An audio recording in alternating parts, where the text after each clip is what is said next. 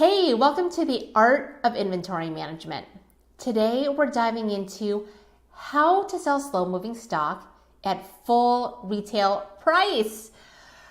I'm really excited to dive in and walk you through exactly how to do that by simply remerchandising your sales floor and why it's important specifically for sluggish, often looked over products. My name is Chris Guillo of Merchant Method, and I create small business training for modern retailers and manufacturers.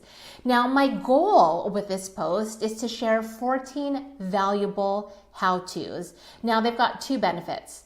The first benefit is that as you turn your inventory and sell it quicker, you are improving your cash flow because that cash isn't locked up in inventory that is stagnant and stale. It's not locked up in your stockroom. The second benefit is that you're driving top-line revenue because of the simple act of remerchandising helps you sell these sluggish items at full retail price. It's a win-win.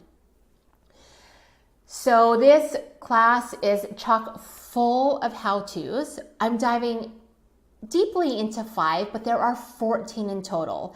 So stick with me through the end, and I'm going to share with you how you can get your hands on the Art of Inventory Management cheat sheet. And when you do that, you're also going to save your seat in the virtual classroom for all 3 inventory management classes. It's free. I'm so excited to share it with you just in time for summer seasonal clearance because I want you to walk into the fall season clean of slow selling inventory and ready to take on the second half of your year. So this particular class was inspired by an interview I had with Vend. Vend is a cloud-based point of sale and software management company. And last fall, before the holiday season, they asked me a handful of questions around how to help their users with slow selling stock. That article is so well written and chock full of valuable tips, pitfalls to avoid, and then also what to think about before the season starts.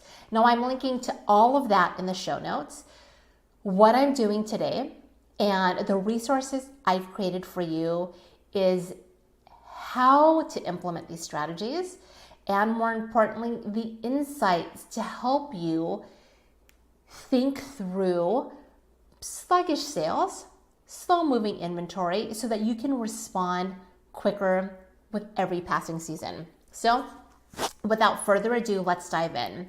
So here are the 5 tips I shared with Vend, and these are the ones I'm diving into today. So tip number 1, re-merchandise your inventory. Number 2, merchandise complementary items together. Number 3, double or even triple expose slow-moving inventory. Number 4, create mobile merchandising statements. We're going to really get into that. And then number 5 is create a merchandising strategy based on neighborhood or location. So here's my favorite tip for remerchandising slow selling stock. Now, the purpose of this is I want you to really think beyond merchandising for newness or merchandising so that there are no aesthetic holes in your assortment. You can do that by being suggestive. You and I both know that well-placed merchandise, well-romanced merchandise is a silent seller. So let those star merchandising placements either on your floor or online share the stage with something that's a little bit slower.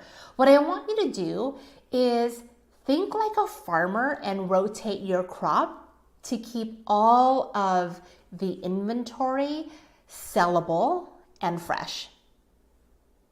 All right, number 2, merchandise complementary items together. Now, the purpose of this when it comes to selling slow-moving stock at full retail price is to really leverage the success of other items through proximity, right?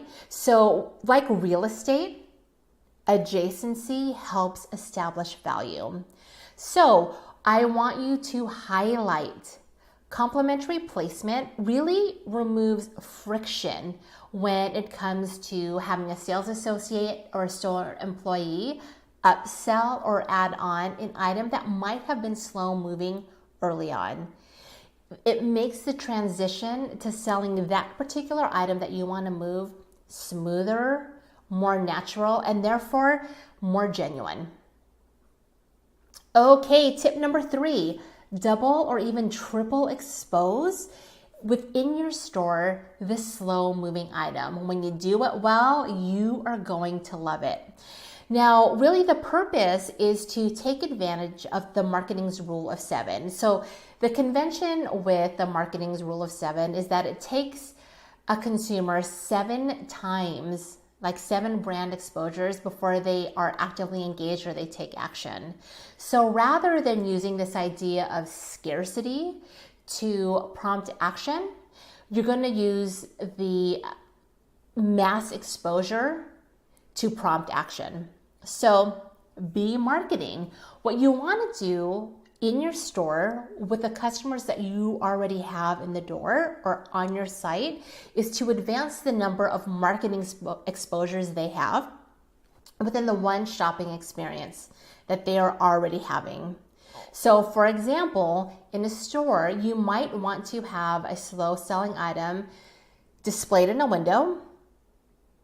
And then as a customer walks in the door, within their immediate line of sight, and then maybe the third exposure might be near the point of sale. So just think of how can a customer naturally be double or triple exposed to a particular item that you want to move and that you want to sell. Slow selling items do not have to be relegated to a sales section, to backstock, or worse, even stored for next year. Okay, tip number 4, create mobile merchandising statements. So really the purpose here is to re-engage your team, to re-engage your sales associates and your employees, because typically these slow selling items are unpopular and therefore they get double ignored because no one on your sales force is excited about them. So be engaging. These items are rarely favorites, so you can re-engage employees through simple activities like try-on parties, dress code theme days, and other demonstration experiences like testing or tasting. That re-exposes your employee, gives them more valuable, relevant product knowledge, and just brings that item back to the present mind. Now, tip number 5 is to create mobile merchandising statements. Now, the purpose really here is to help you establish credibility within tight-knit communities or within subgroups of shoppers. Now, I want you to personalize. Let the personalities of your customer and your local store base come to life and be reflected in the in-store experience. Now, remember, customers come back for their favorite employees, so let their personality shine through. All right, so here's the summary again. Re-merchandise your inventory. Do not set it and forget it. Number 2, merchandise complementary items together because adjacency helps establish value. Number 3, double or triple expose that. You want to advance the number of times a customer sees something to help convert them to a sale. Number 4, create mobile merchandising statements. Get your employees re-engaged with these items and bring it back top of mind. And number 5, localize your merchandising strategies. So to get your hands on all 14 tips, follow the link below. And when you sign up for our email list, not only are you going to get the valuable cheat sheet, but you will also get access to all 3 free trainings in this inventory management and inventory control 3-part series. Thank you so much for joining me. I'm so excited. Join me next week because we're actually going to dive into how to identify slow sellers before they become problems. So we're going to talk about the science of inventory management. Thanks so much. I'm Chris Gio, and until then, stay tuned in. Bye.